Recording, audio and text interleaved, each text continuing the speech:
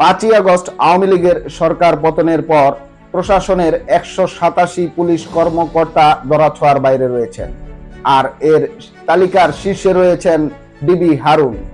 চলুন বিস্তারিত জানা যাক খবর থেকে।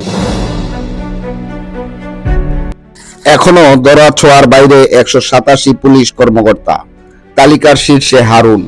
চাকুরি ছেড়ে দিয়েছেন অতিরিক্ত ডিআইজি মনিরুজ্জামান। খোঁজ নেই বিপ্লব সরকার, প্রলয় জোয়ারদার, খন্দকার, নুরুন নবী, মেহেদী হাসান ও সঞ্জিত রায়ের। অনুপস্থিত 187 জনের মধ্যে 132 জনই কনস্টেবল।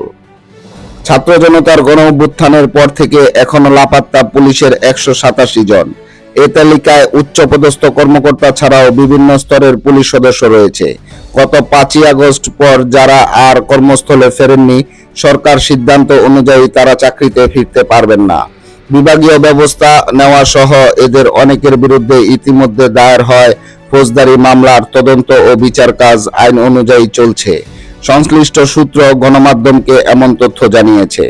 এদিকে সূত্র জানিয়েছে, পুলিশের যেসব প্রভাবশালী কর্মকর্তাকে ইতিমধ্যে বাধ্যতামূলক অবসর দেওয়া হয়েছে তারাও লাপাত্তা। তবে পলাতক শেখ হাসিনা সরকারের অন্যতম দোসর হিসেবে চিহ্নিত প্রভাবশালী পুলিশ কর্মকর্তারা এখন ধরাছোঁয়ার বাইরে। যেসব পুলিশ কর্মকর্তারা বিক্ষুব্ধ ছাত্র জনতার উপর গুলি নির্দেশ দিয়ে হতাহতের ঘটনা ঘটিয়েছেন, তাদের গ্রেপ্তার না হওয়া ও জনমনে ক্ষোভ, অসন্তোষ বিরাজ করছে। বিশেষ করে গ্রেপ্তার নিশ্চিত না করে যারা তাদেরকে পালিয়ে যাবার সুযোগ করে দিয়েছে, তাদের বিরুদ্ধে ব্যবস্থা নেওয়ার দাবি জোরালো হচ্ছে।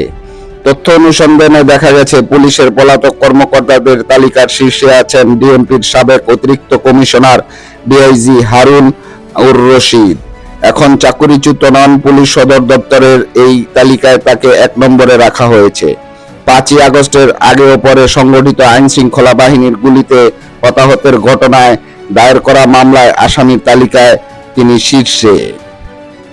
Mubin Bhuiyan Khokon, 24 news TV online desk.